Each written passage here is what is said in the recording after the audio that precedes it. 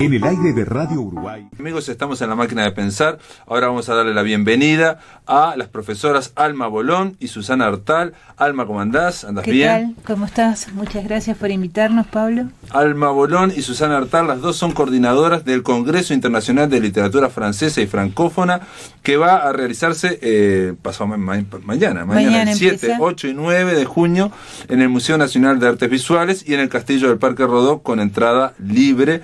Y ahora vamos a hablar del tema, pero quiero presentar primero a Alma Bolón, que dijimos que sos profesora grado 5 en literatura francesa aquí en la Facultad de Humanidades y Ciencias de la Educación de Uruguay, y Susana Artal, argentina. ¿Cómo andás, Susana? ¿Qué tal? ¿Cómo estás? Encantada de estar aquí. Presidenta de la Asociación Argentina de Literatura Francesa y Francófona. Susana Artal es medievalista, me estaban contando, que es alguien experto, especializado en la Edad Media, en tu caso en la literatura de la Edad Media. Sí, sí, por supuesto, la literatura francesa de la Edad Media. Específicamente francesa. Sí. Bueno, las dos, esto está dentro del coloquio que se llama Montevideanas, que se hacían cada 2 años más o menos, pero en este caso se hace con la Asociación Argentina de Literatura Francesa, ¿no? O sea, son las dos que se juntaron.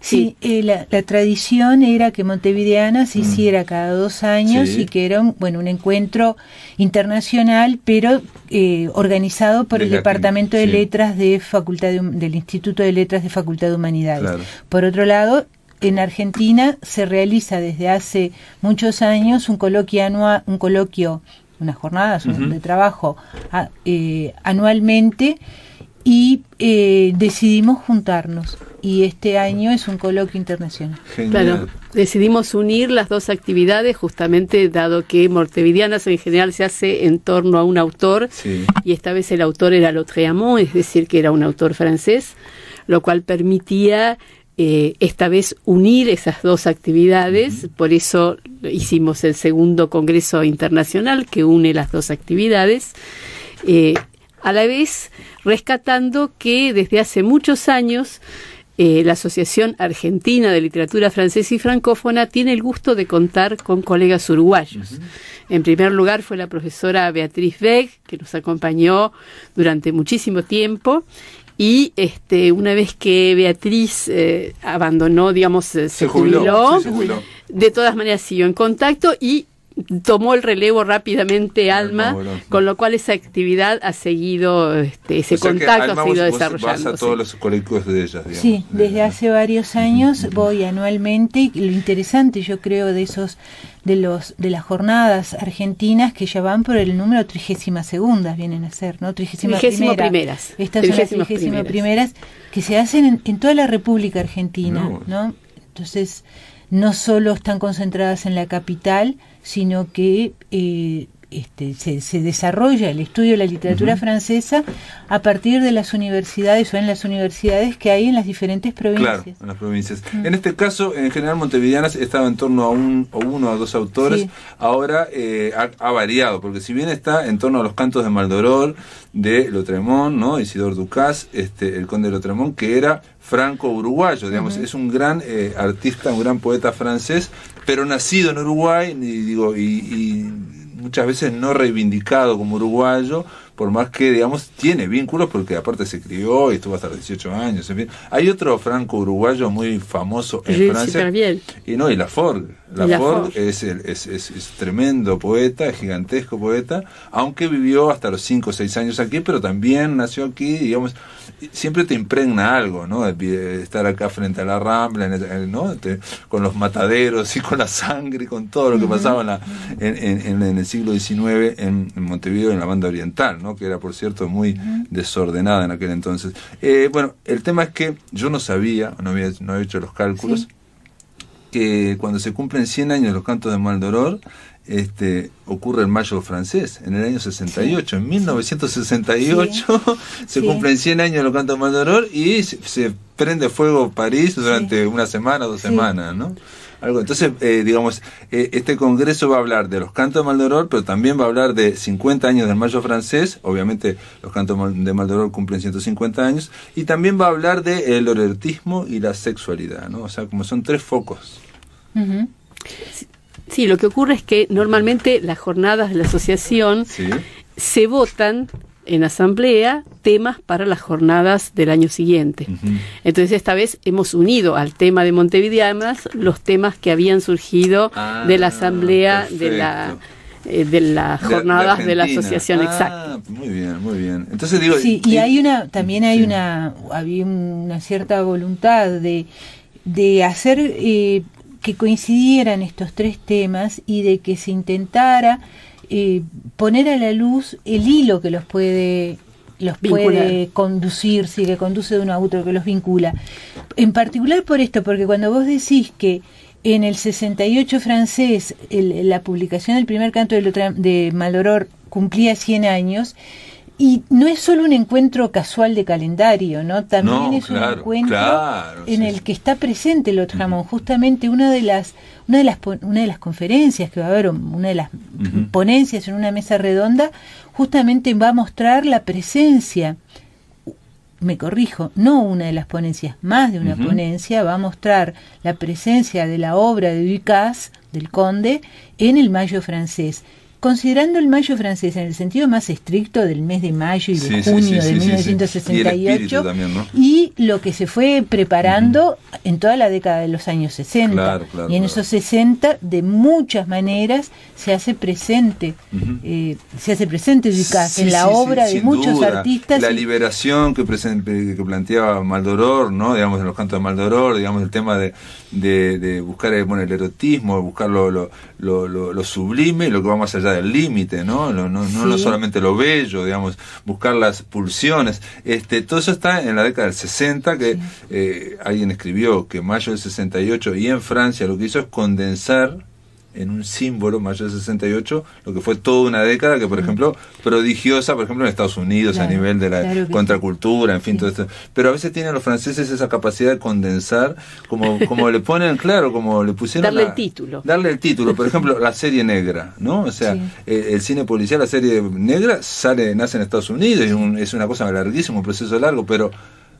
La colección, entonces, y hasta el día de hoy se le dice film noir, porque los franceses lograron condensar en una etiqueta, digamos. Y en el caso de Mayo francés, claramente condensaron todo lo que fueron los 60, ¿no? Y hay que decir de Maldoror que fue precursor del surrealismo también, que también nace en Francia, ¿no? Porque justamente creo yo que en los momentos en que hay gran efervescencia política, hay siempre alguien o algunos que se acuerdan de Maldoror, ¿verdad? Y los surrealistas se acordaron lo encontraron, ¿no? Para ellos fue un hallazgo. Fue un hallazgo y lo reconocieron como alguien semejante.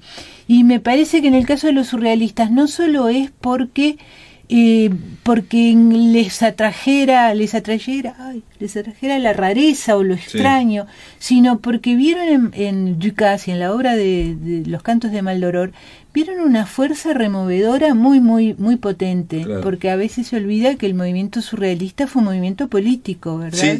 Con raíz marxista, de raíz marxista, anarquista, pero había una voluntad de cambiar las reglas del juego, y lo que encuentran en la obra de Ducasse es ese mismo juego con las reglas. Y algo que también está en mayo del 68, en los 60, que es tratar de no ser esclavo de la razón, sino tratar de superar la razón, ¿no? La imaginación al poder. Exacto, la imaginación al poder. Y eso están los surrealistas, que es lo que encuentran en Maldoror, ¿no? Encuentran a alguien que está escribiendo más allá de la razón y no quiere decir que esté loco, por ejemplo, ¿no? No, claro, que hay otra razón, ¿no? Exacto, que hay otras razones. Que hay varias razones que están ahí en conflicto. Exacto, que la idea positivista, digamos, racionalista, cartesiana, puede ser muy estrecha, puede aniquilarnos de alguna forma, ¿no? Y entonces ahí estaba el grito de libertad, siempre digo de liberación, ¿no? De Maldoror, yendo contra lo políticamente correcto, ¿no? En su época, ¿no? Sin duda, ¿no? Aquí va a haber en este encuentro, en este Congreso Internacional de Literatura Francesa y Francófona, ponencias, va a haber mesas, son de libre acceso. Bueno, y después está el tercer tema, ¿no? Que es erotismo, sexualidad, que aparece también muy, muy vinculado, tanto a mayo del 68 como a la obra de Ducasse, pero que a nosotros también nos interesó mucho darle un sesgo hacia el pasado, ¿no? Porque por eso la presencia tan importante de los medievalistas, ¿no? De Susana aquí y del profesor francés. Sí, hemos invitado especialmente al profesor Jean-Jacques Vincenzini, que trabajó en la Université de Tours, que es un especialista en la Edad Media, y que nos va a hablar del erotismo y la sexualidad en la literatura medieval francesa. Va a ser todo un recorrido muy interesante. Sin duda. Sí, realmente muy interesante, para poder ver que ciertas cosas que por ahí identificamos con el siglo XX y con las grandes liberaciones, a veces tenían raíces bastante más lejanas. Claro, sí, que no se inventó nada de alguna forma, ¿no? Digamos, bueno, el erotismo en la Edad Media, digamos, incluso la propia idea del amor se iba evolucionando, no estaba inventada tampoco, ¿no? No, por supuesto, por supuesto, y justamente, digamos... Esa distinción entre sexo y amor que hacemos ahora del siglo XX o XXI no existía, digamos.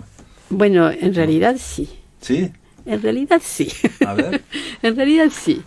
Es claro, porque, por ejemplo, hay autores, justamente estaba viendo un poco, estaba conversando con el profesor, entre las cosas que él va a citar, hay autores religiosos que marcan muy bien que es un pecado pretender amar a la esposa como se ama a una amante. Son cosas diferentes. Claro. Lo que sería el matrimonio convencional y lo que sería y lo que sería el erotismo. Cosa que después cambia, digamos. Esto corresponde a un momento, pero después, digamos, en otro momento empiezan a aparecer otro tipo de ideas. Realmente el recorrido que va a hacer el profesor es muy interesante. Muy interesante, porque aparte igual la idea del amor fue evolucionando a partir de la literatura también, básicamente, ¿no? El amor cortés, ¿no? El amor cortés, tal como aparece en la literatura, en realidad es una construcción literaria, ¿no?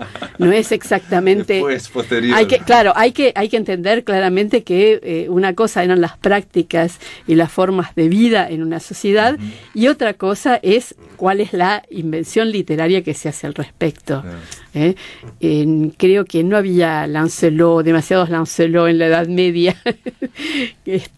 No era lo que abundaba. En la literatura sí. Claro, en la literatura está esa idea, ¿no? De que alguien, bueno, por el amor a la dama, en fin, se va, y digamos, aunque la dama esté casada con el rey, no sé qué, se va a luchar a otros lados, digamos, para tratar de ofrecerle, en fin.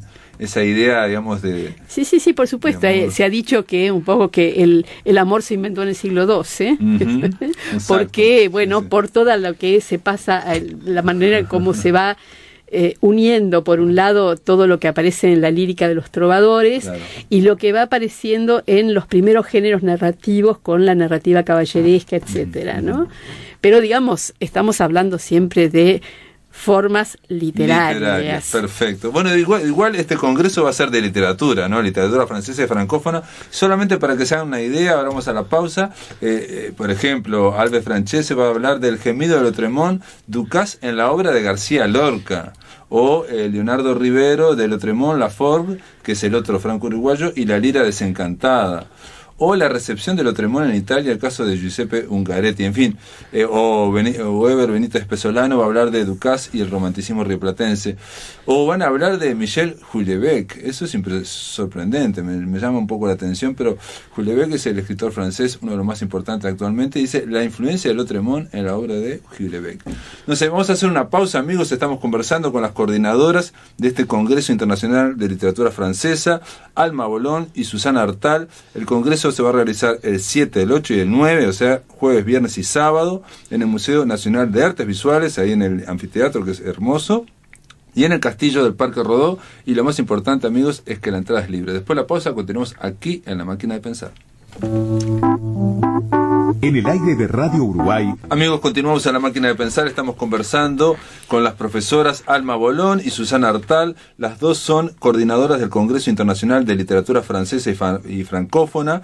Susana Artal viene de Argentina, Alma Bolón es uruguaya, y va a haber este congreso que va a ser el 7, el 8 y el 9, o sea, el jueves, el viernes y el sábado, en el Museo Nacional de Artes Visuales y en el Castillo del Parque Rodó, que está ahí enfrente, que supo ahí Onetti tener su oficina, ¿no? Su oficina, Onetti, cuando era director de la biblioteca, de la red de bibliotecas municipales, y él quería ir a esa biblioteca, que hay una biblioteca municipal hasta el día de hoy, y quería estar en el castillito, que es muy gracioso. Me imagino a Onetti ahí en un despacho, digamos, era muy gracioso, ¿no? Me lo contó Carlos Pellegrino, que lo fue a ver y todo, y no, bueno, fue una cosa graciosa.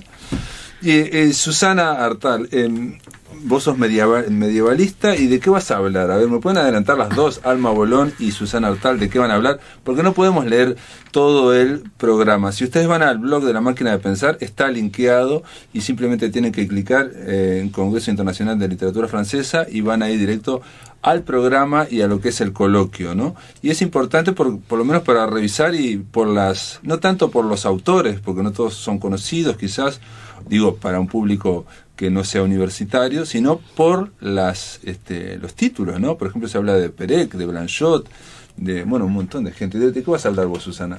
Yo voy a hablar de Bellas Durmientes del siglo XIV, porque, digamos, en general, cuando pensamos en la historia de la Bella Durmiente, todos pensamos que sabemos perfectamente cuál es esa historia, y lo que estamos tomando es ciertamente versiones que tienen que ver con lo que escribió sobre todo Charles Perrault, y posteriormente cómo la versión de Perrault fue dulcificada por los hermanos Grimm y más dulcificada aún por Walt Disney. Pero digamos que la Bella Durmiente no siempre se llamó de la misma manera, a veces se llamó Anfelis, a veces se llamó Brianda, a veces se llamó Celandine, que no hubo en todos los casos ni hadas con maldiciones, ni príncipes que llegaran, sobre todo no hubo demasiados besos castos, en cambio hubo muchos príncipes que cuando encontraron a la princesa dormida tan bella, no pudieron contener su pasión y lograron que esta joven tuviera el privilegio de parir hijos dormida sin siquiera despertarse. Es decir que, digamos, lo que quiero decir es que la historia ha tenido a lo largo del tiempo muchísimas variantes. Claro. Y que... ¿Y se sabe el origen de la historia? Porque lo que pasa es que algunos lados se oí que venía desde la China incluso. Bueno, en realidad la ha vinculado, por un lado se la ha vinculado con una historia que es una historia que está contenida en un papiro egipcio. Mirá. Con la cual, en mi opinión, realmente los puntos de contacto son muy pocos. Los mayores puntos de contacto que se han encontrado son con una leyenda india que conocemos porque en el siglo XIX una joven que se llamaba Mary Frere, tenía un ama de llaves, o un ama de compañía india, que le relató una cantidad de historias y esta joven las recopiló y publicó un libro, que es un libro todo de narraciones indias de una cierta región de la India. Ahí hay una historia que es la de la pequeña Surya Bai, que efectivamente tiene muchos puntos de contacto. Ahora, a partir de acá, llegar a la conclusión de que el origen de esta historia es la India, es, en mi opinión, un tanto aventurado, en el sentido de que, si bien tendemos a creer que todo vino de Oriente a Occidente, que no fue, pero puede ser exactamente el camino al revés, es decir, son narraciones, son historias que se transmitieron oralmente a lo largo del tiempo y que después fueron teniendo ciertas realizaciones literarias, pero realmente tratar de saber cuál es el origen, bueno, es con un relato tradicional es, en mi opinión, es imposible. Yo me acordaba que el libro de Bruno Bettelheim, el psicoanálisis de los cuentos de hadas, que al final hay una serie él va dando distintas versiones, me acuerdo, Caperucita Roja, y cada vez más violentas, ¿no? Y con más crudas y para nada, digamos, o la Cenicienta, ¿no? Que a sus hermanastras les cortaba la cabeza, cerraba el arcón con la cabeza. Claro, no son narraciones que fueron pensadas para niños. Claro. Son relatos tradicionales. Cuando está la pulsión, digamos, que hablamos de Lautréamont, la pulsión, digamos, básica de los instintos está muy clara, ¿no? Está muy claro, y el erotismo y la sexualidad también están muy claros, sí. A veces de una manera juguetona, pero de golpe dulcifica las cosas porque dice, bueno, se casaron antes, hace que primero se casen. El matrimonio era secreto, pero los hace casarse antes, ¿no? Claro. Basile, que es el autor italiano del 17, no los hace casarse nada. Simplemente, bueno, el príncipe pasó, la vio tan linda, que bueno... Pero está buenísimo, digamos, escucharte, y está buenísimo el tema, porque esto habla de la amplitud, digamos, del encuentro, ¿no? No es solamente para hablar de Lautréamont, no solamente para hablar de erotismo y sexualidad, o no solamente para hablar del mayo francés, sino que son como, digamos, piques, ¿no? Para que despegar, ¿no? Y sabemos que la cultura siempre es entretejido, ¿no? Claro. Es constantemente un entretejido. Yo acá veo Julio Rey y Baudelaire, Alma Bolón, que va a hablar de Ducasse, Cortázar y Godard. Sí.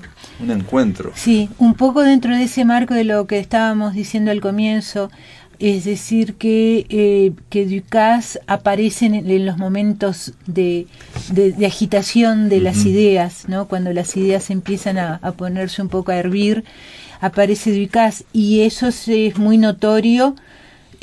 Por ejemplo, Guy Debord, ¿no? Que lo nombro porque va a haber más de un trabajo en el que van a hablar de Ducasse y Guy Debord, y que Guy Debord para nosotros es muy importante ahora porque porque es el autor de La Sociedad del Espectáculo y se recurre mucho. Debord, sí, claro, que lo mencionó Vargas Llosa. Claro, Vargas Llosa y también tomó. Con Godard, hay veo acá, Joao. Claro, sí, porque para Debord, Ducasse fue una figura importantísima. Y Debord en los años 60, en particular en el 67 con la Sociedad del Espectáculo, pero inclusive antes el movimiento situacionista hizo de Ducasse una figura importantísima. Y también Godard. Yo de Debord no voy a hablar, pero voy a hablar de Godard y de Cortázar porque en particular hay una película de Godard que se llama Weekend, que Godard la termina y se estrena en París a fines de diciembre de 1967. Es decir, que está ahí en el umbral del 68, en el umbral del conflicto de los cineastas con Malraux, con el ministro Malraux, que quería cambiarle el perfil a Cinemateca y sacar a Langlois, claro, André Malraux. Y en ese momento, en esos meses previos a mayo del 68, está Weekend, la película de Godard, está Godard con Lelouch y con todos los otros, y con de la Nouvelle Vague, sí, Truffaut. La Nouvelle Vague con Truffaut, quise decir más que Lelouch, con Truffaut, están en el combate por la Cinemateca, y esta película Weekend, en donde aparece el texto de los cantos de Maldoror en más de una oportunidad. Aparece en un largo traveling, aparece una voz en off que está recitando el apóstrofe al mar, al océano, no obvio el océano. Y ese dura varios minutos la escena, y se oye el texto de Lautréamont. Esto no es un descubrimiento mío, esto está en internet, en Wikipedia. Y el vínculo entre Cortázar y Godard, digamos, y el vínculo, bueno, en esa novela en Weekend, en esa película Weekend, el vínculo entre Godard y Cortázar está sobre todo al comienzo, porque si bien en los créditos no figura Cortázar, pero hay una inspiración en el comienzo de Weekend. Hay con el cuento de Cortázar, La Autopista del Sur, porque hay también un gran embotellamiento, como en La Autopista del Sur, que también da lugar a uno de los traveling más conocidos de la historia del cine, porque es muy largo y además fue filmado como una sola toma, como un traveling, pero después Godard la partió, es decir, que donde tenía un traveling de 8 minutos, puso unos títulos, y entonces partió ese traveling, y es toda la filmación de un gran embotellamiento, como en La Autopista del Sur, claro, cuento de Cortázar, y con lo que sucede en ese embotellamiento, es decir, que los autos quedan detenidos, pero la vida sigue, claro, o la vida empieza. O se genera un microclima. La vida ahí, empieza, sí. ¿no? Venían todos en el cubículo, claro, exacto, paralizados. Independiente, y se tienen que generar, claro, una y cuando no hay auto, la vida empieza empiezan los amores, los odios, las amistades, las muertes, las enfermedades. Sí, terrible, bueno, terrible. Y eso pasa en el cuento de Cortázar. Mirá. Y pasa en la novela. En la película no la vi, la película. En la película en Weekend. Mirá vos. Bueno, ahí, digo, se va a hablar también de Pascal Guignard. También hay otra ponencia entre Lautréamont y Houellebecq. Veo, hay dos. Sí. Houellebecq, digo, se ve que hay una vinculación muy estrecha. Le voy a hacer una última pregunta, nos quedan 2 minutos y tienen que contestarla, no pueden zafar. Para recomendar a los amigos que están escuchando, digamos, hay 2 o 3 conferencias importantes de gente que valdría la pena, digamos, todo vale la pena hacerse y todos son interesantes. Todo. Pero digan alguna. Bueno, yo recomendaría las 3 conferencias que van a ser pronunciadas, dadas por invitados franceses, y que cada una de ellas va a tocar uno de los temas, ¿no? La conferencia sobre Ducasse, que es mañana a las 11:15, dice. Sí, de Michel Pierre-Sans. Michel Pierre-Sans, que es uno de los más importantes ducasianos y que existe actualmente, ¿no? Atención, cuando hablamos de Maldoror, de Ducasse o de Lautréamont, estamos hablando de lo mismo, ¿no? Ducasse se llamaba la persona, Lautréamont era el seudónimo, y Maldoror era el personaje, los cantos del título del libro, los cantos de Maldoror.